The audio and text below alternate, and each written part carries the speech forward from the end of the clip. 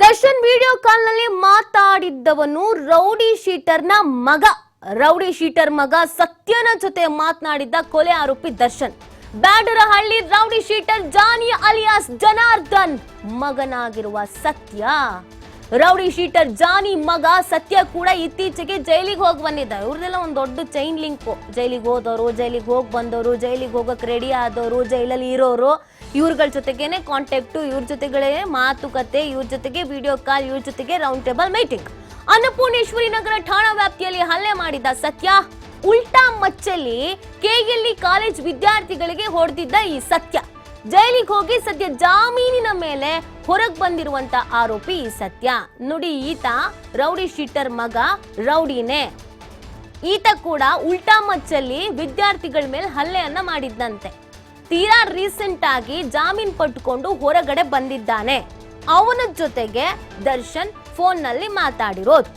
ಕೊಲೆ ಮಾಡಿದವರು ಪಕ್ಕದಲ್ಲಿ, ಕೊಲೆ ಮಾಡೋದಕ್ಕೆ ರೆಡಿ ಆಗಿರೋರು ಫೋನ್ ಕಾಲಲ್ಲಿ, ಆಲ್ರೆಡಿ ಕೊಲೆ ಮಾಡೋದಕ್ಕೆ ಅಟೆಂಪ್ಟ್ ಮಾಡಿದವರು ಫೋನ್ ಕಾಲಲ್ಲಿ.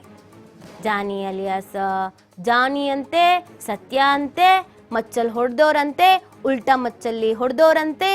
ಇವ್ರಗಳ ಜೊತೆಗೆ ದರ್ಶನ್ ಸಹವಾಸ, ಇವ್ರಗಳ ಜೊತೆಗೆ ದರ್ಶನ್ ಮಾತುಕತೆ. ತುಂಬಾ ಆರಾಮಾಗಿ ಚಿನ್ನ ರನ್ನ ಮುನ್ನ ಅಂತ ಅಂದ್ಕೊಂಡು ವಿಡಿಯೋ ಕಾಲಲ್ಲಿ ಮಾತಾಡ್ತಾ ಇರೋದು. ಇಲ್ಲಿ ನಗಾಡ್ಕೊಂಡು ಇಬ್ರು ಮಾತಾಡ್ತಾ ಇದ್ದಾರಲ್ಲ, ಇದು ದರ್ಶನ್ ಅವರ ಸಂಬಂಧಿಕರಲ್ಲ, ನೀವು ಕನ್ಫ್ಯೂಸ್ ಆಗಬೇಡಿ. ದರ್ಶನ್ ಅವರ ಸಹೋದರನೋ ಅಥವಾ ದರ್ಶನ್ ಅವರ ಮಾವನ್ ಮಗನೋ ಅಂತ ಕನ್ಫ್ಯೂಸ್ ಆಗಬೇಡಿ. ರೌಡಿ ಶೀಟರ್ಗಳು. ಒಬ್ಬ ಜೈಲಲ್ಲೇ ಇರೋನು, ಇನ್ನೊಬ್ಬ ಜೈಲಿಂದ ಜಾಮೀನ್ ತಗೊಂಡು ಹೊರಗಡೆ ಬಂದವನು. ಇವರುಗಳ ಜೊತೆಗೆ ದರ್ಶನ್ ಸಹವಾಸ. ಕಾಲ್ ಮಾಡಿ ಮಾತಾಡಿರೋದು, ವಿಡಿಯೋ ಕಾಲ್ನಲ್ಲಿ ಮಾತಾಡಿರೋದು. ಕರಾಳ ಇತಿಹಾಸ ಓಪನ್ ಆಗ್ತಾ ಇದೆ ಒಬ್ಬೊಬ್ರದ್ದೇ. ವಿಲ್ಸನ್ ಗಾರ್ಡನ್ ನಾಗನ್ನು ಇತಿಹಾಸ ಎಲ್ರಿಗೂ ಗೊತ್ತಿದೆ. ಈ ಜಾನಿ ಇತಿಹಾಸ ಗೊತ್ತಿರೋರಿಗೆ ಗೊತ್ತಿದೆ. ಈ ಧರ್ಮನ್ ಬಗ್ಗೆನೂ ಕೂಡ ಈಗ ತಾನೇ ಒಬ್ರು ತಲೆ ಚೆಚ್ಚಾಕಿ ಸಾಯಿಸಿ ಒಳಗೆ ಹೋಗಿದ್ದಾನೆ. ಇನ್ನೊಬ್ಬ ಉಲ್ಟಾ ಮಚ್ಚಲ್ಲಿ ಹಲ್ಲೆ ಮಾಡಿ ಏನೋ ಜೀವ ಉಳಿದಿದೆ ಅಂತ ಕಾಣುತ್ತೆ ಅವ್ರದ್ದು, ಯಾರ್ದು ಪಾಪ ವಿದ್ಯಾರ್ಥಿಗಳದ್ದು. ಹಾಗಾಗಿ ಅದು ಆಫ್ ಮರ್ಡರ್ ಅಂತೇನೋ ಆಗಿದೆ ಕೇಸು. ಆತ ಈಗ ಜೈಲಿಂದ ವಾಪಸ್ ಬಂದು ಜಾಮೀನ್ ತಗೊಂಡು ಬಂದಿದ್ದಾನೆ.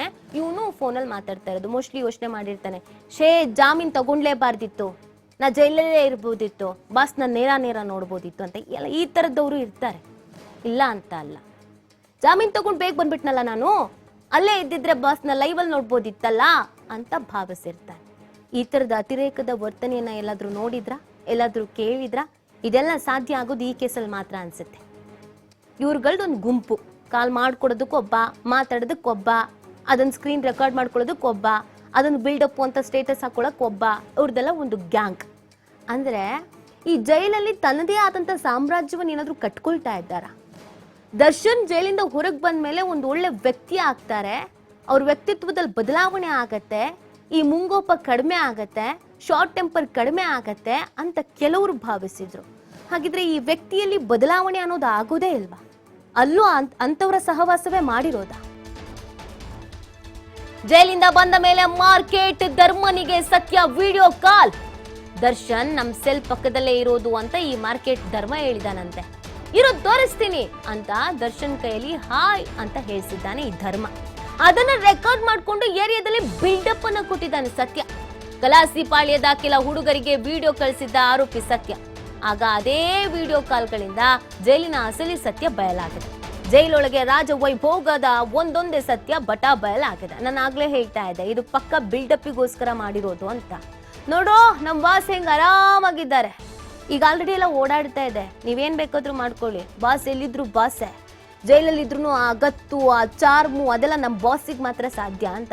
ಇವ್ರುಗಳಿಗೆ ಈ ವಿಚಾರದ ಸೀರಿಯಸ್ನೆಸ್ ಅರ್ಥ ಆಗ್ತಾ ಇಲ್ಲ. ಕೋರ್ಟ್ನಲ್ಲಿ ಇದು ಕೂಡ ಪ್ರಸ್ತಾಪ ಆಗತ್ತೆ.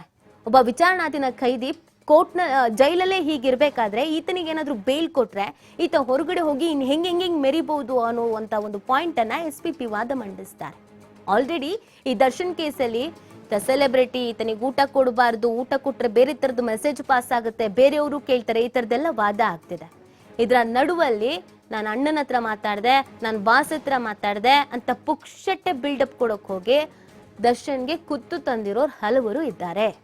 ವಿಡಿಯೋ ಕಾಲ್ ಮಾಡಿದ್ನಂತೆ, ಆಮೇಲೆ ಮಾತಾಡಿದ್ದಾನೆ, ಇರು ಬಾಸ್ ಹತ್ರ ಹಾಯ್ ಹೇಳಿಸ್ತೀನಿ ಅಂತ ಧರ್ಮ ಹೇಳಿದ್ದಾನೆ, ಕೊಲೆ ಆರೋಪಿ ಧರ್ಮ. ಅದಾದ್ಮೇಲೆ ಹಾಯು ಹೇಳಿಸಿದ್ದಾನೆ. ಇನ್ನೊಬ್ಬ ಮಚ್ಚಲ್ಲಿ ಹೊಡೆದಿದ್ನಲ್ಲ ಅವನು ಸತ್ಯ, ಅವನು ಕೂಡ ಆ ವಿಡಿಯೋನ ರೆಕಾರ್ಡ್ ಮಾಡ್ಕೊಂಡಿದ್ದಾನೆ ಶಿಸ್ತಾಗಿ. ಅದನ್ನ ಸ್ಟೇಟಸ್ಸು ಹಾಕೊಂಡಿದ್ದಾನೆ. ಕಲಾಸಿಪಾಳ್ಯದಲ್ಲಿ ನಂದು ಅಂತ ಒಂದು ಹವಾ ಇರಬೇಕು ಅಂತ, ಮತ್ತೆ ಬಿಲ್ಡಪ್ ಕೊಡಬೇಕು ಅಂತ ಆತ ಊರು ತುಂಬ ಹೇಳ್ಕೊ ಬಂದಿದ್ನಂತೆ. ನೋಡ್ರೋ ನಾನು ಯಾರ ಹತ್ರ ಮಾತಾಡಿದ್ದೀನಿ ಅಂತ ನೋಡ್ರೋ ಇಲ್ಲಿ. ಯಾಕೆ ನಾವು ಈ ವಿಚಾರವನ್ನ ಒತ್ತಿ ಒತ್ತಿ ಹೇಳ್ತಾ ಇದೀವಿ ಅಂತಂದ್ರೆ, ಒಬ್ಬ ಸೆಲೆಬ್ರಿಟಿ ಅಂತ ಅನಿಸ್ಕೊಂಡವನಿಗೆ ಸಮಾಜದಲ್ಲಿ ಆತ ಮಾದರಿ ಆಗಿರ್ಬೇಕು, ಆತನ ನೋಡಿ ಕಲಿಯೋರು ತುಂಬಾ ಜನ ಇರ್ತಾರೆ. ಹಾಗಾಗಿ ಈ ಪ್ರತಿಯೊಂದು ವಿಚಾರವನ್ನ ನಾವು ಹೇಳ್ತಾ ಇದ್ದೀವಿ.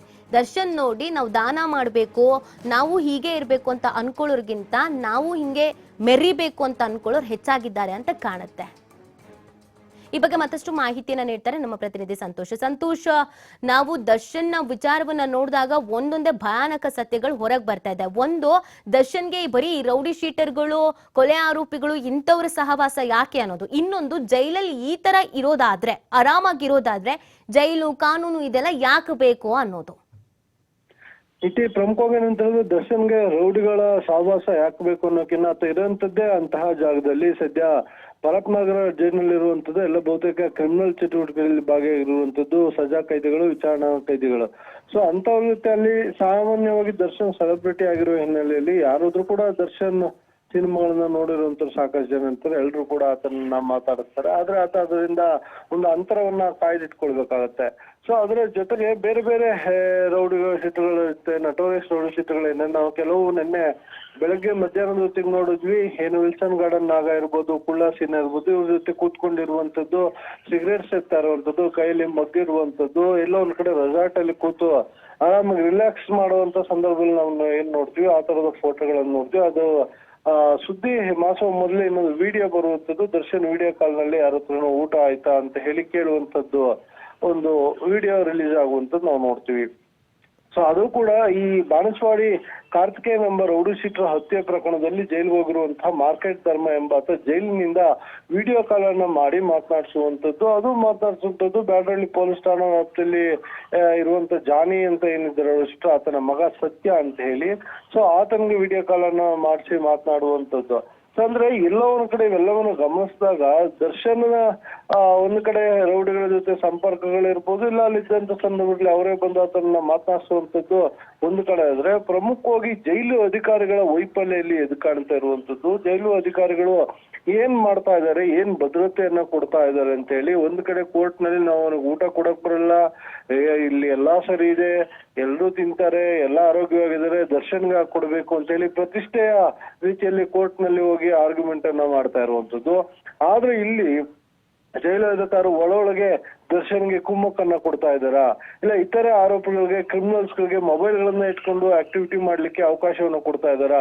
ಸಾಮಾನ್ಯವಾಗಿ ಬೆಂಗಳೂರಿನಲ್ಲಿ ನಾವು ಸಾಕಷ್ಟು ಹತ್ಯೆಗಳಾದಂತ ಸಂದರ್ಭದಲ್ಲಿ ನೋಡ್ತೀವಿ, ಏನು ನಟೋರಿಯಸ್ ರೌಡಿ ಶೀಟರ್ಗಳು ಜೈಲಿನ ಒಳಗೆ ಕೂತ್ಕೊಂಡು ಅವರೆಲ್ಲರೂ ಕೂಡ ಒಂದು ಸ್ಕೆಚ್ ಅನ್ನ ಹಾಕಿ ಡೀಲ್ ಮಾಡಿಸುವಂತದ್ದು. ಇಲ್ಲೂ ಕೂಡ ಅದೇ ರೀತಿ ಆಗ್ತಾ ಇರುವ ಹಿನ್ನೆಲೆಯಲ್ಲಿ ಇಲ್ಲಿ ಜೈಲು ಅಧಿಕಾರಿಗಳು ವೈಫಲ್ಯ ಎದ್ದು ಕಾಣ್ತಾ ಇದೆ. ಇದಕ್ಕೆ ಗೃಹ ಸಚಿವರು ಇಲ್ಲ ಸಂಬಂಧಪಟ್ಟ ಇಲಾಖೆ ಹಿರಿಯ ಅಧಿಕಾರಿಗಳು ಸೂಕ್ತ ಕ್ರಮವನ್ನು ಕೈಗೊಳ್ಳಬೇಕಾಗತ್ತೆ. ಇದು ಎಲ್ಲದಕ್ಕೂ ಕೂಡ ಅವಕಾಶ ಮಾಡಿಕೊಟ್ಟಂತಹ ಅಧಿಕಾರಿ ಇರ್ಬೋದು, ಸಿಬ್ಬಂದಿ ಇರ್ಬೋದು, ಯಾರು ಇರ್ತಾರೆ, ಸೊ ಅಂತವ್ರ ವಿರುದ್ಧ ಕಠಿಣ ಕ್ರಮವನ್ನು ಕೈಗೊಳ್ಳಬೇಕಾಗತ್ತೆ. ಯಾಕಂದ್ರೆ ಜೈಲಿನಲ್ಲೇ ಒಂದು ಜಾಮರ್ ಕೂಡ ಇತ್ತೀಚೆಗೆ ಹಾಕಿದ್ರು ಮೊಬೈಲ್ ಬಳಕೆ ಆಗಬಾರ್ದು ಅಂತ. ಅಷ್ಟಾದ್ರೂ ಕೂಡ ಮೊಬೈಲ್ ಬಳಕೆ ಆಗ್ತಿದೆ ಅಂದ್ರೆ ಎಷ್ಟು ಮಟ್ಟಿಗೆ ಜೈಲು ಕಾರ್ಯನಿರ್ವಹಿಸ್ತಾ ಇದೆ ಅನ್ನೋದು ಇಲ್ಲಿ ಎದ್ದು ಕಾಣ್ತದೆ ನೀತಿ. ಫೈನ್, ಥ್ಯಾಂಕ್ ಯು ಸಂತೋಷ್ ತಮ್ಮೆಲ್ಲ ಡೀಟೇಲ್ಸ್ಗಾಗಿ.